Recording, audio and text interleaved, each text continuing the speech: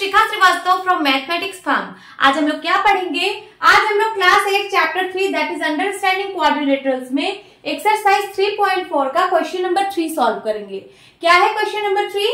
Explain how a square is a quadrilateral, number second a parallelogram, number third a rhombus, number 4 a rectangle. आपको बताना है कि square कैसे हम कह सकते हैं कि कोई स्क्वायर क्वाड्रिलेटरल होता है, कैसे हम कह सकते हैं कि कोई स्क्वायर पैरेललोग्राम है, कैसे हम कह सकते हैं कि कोई स्क्वायर रोम्बस होता है, और कैसे कह सकते हैं कि स्क्वायर एक रेक्टेंगल भी होता है। तो इसका कुछ रीजन लिखना है। चलिए यहाँ पे लिखते हैं। तो स्क्वायर को हम क्वाड्रिलेटरल कैसे बोल सकते हैं? क्योंकि स्क्वायर की 4 साइड्स होती है, तो इसलिए स्क्वायर को हम लोग क्वाड्रिलेटरल भी बोलते हैं। क्वाड्रिलेटरल एक ऐसा फिगर है जिसमें 4 साइड हो, तो स्क्वायर के पास भी तो 4 साइड होती है, इसलिए स्क्वायर एक क्वाड्रिलेटरल है। तो लिखिए since square has 4 sides so called quadrilateral. तो इसका रीजन हमने लिख दिया कि क्योंकि स्क्वायर के पास 4 साइड होती है, इसलिए हम लोग उसको क्वाड्रिलेटरल बोलते हैं। अब है स्क्वायर को हम पैरेललोग्राम कैसे बोलते हैं, तो इसका क्या रीजन है? लिखिए since pair of adjacent angles are supplementary। Pair of adjacent angle है वो सप्लीमेंट्री होगा, क्योंकि स्क्वायर का क्या होता है एंगल? स्क्वायर का 90 डिग्री होता है ना, 90 डिग्री। तो ये जो पेयर ऑफ एडजेसेंट एंगल है वो सप्लीमेंट्री है, इसलिए ये जो लाइंस है वो पैरेलल होंगी। So lines are parallel, so lines are parallel, so called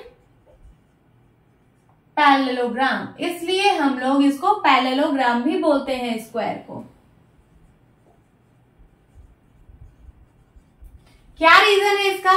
since pair of adjacent angle are supplementary, क्योंकि ये जो एडजेसेंट एंगल है, ये जो पेयर है एडजेसेंट एंगल का, इनका अगर आप सम करेंगे तो ये सप्लीमेंट्री होगा। ठीक है, 90 180 होगा, इसलिए ये दोनों लाइंस क्या होंगी? पैरेलल होंगी। क्या होंगी? पैरेलल होंगी। सो इसलिए ये एक पैरेललोग्राम होगा। ओके, अब रोम्बस में क्या है? कोई स्क्वायर रोम्बस क्यों होता है? तो since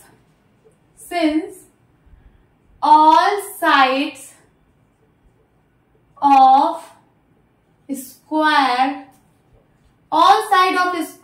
are equal in length, so called rhombus। क्या रीजन है इसका? क्योंकि स्क्वायर की सारी साइड इक्वल होती है, इसलिए हम उसको रोम्बस बोलते हैं। रोम्बस की भी सारी साइड इक्वल होती है, स्क्वायर की भी सारी साइड इक्वल होती है, तो स्क्वायर को हम लोग इसलिए रोम्बस बोलते हैं। ओके, क्योंकि स्क्वायर की सारी साइड इक्वल होती है। अब यहाँ पे देखिए, अब हम लोग स्क्वायर को रेक्टेंगल क्यों बोलते हैं? तो लिखिए since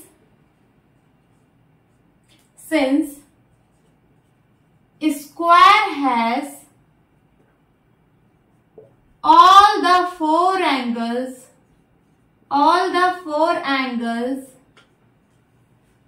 are equal in measure, so called क्या? रेक्टेंगल। इसलिए हम इसको रेक्टेंगल भी बोलते हैं। क्या रीजन है इसका? Since square has all the 4 angles are equal in measure, जो स्क्वायर है, स्क्वायर का सारा एंगल इक्वल होता है। कितना? 90 डिग्री। सारा एंगल इक्वल होता है, इसलिए हम लोग इसको रेक्टेंगल भी बोलते हैं, क्योंकि रेक्टेंगल का भी सारा एंगल 90 डिग्री होता है।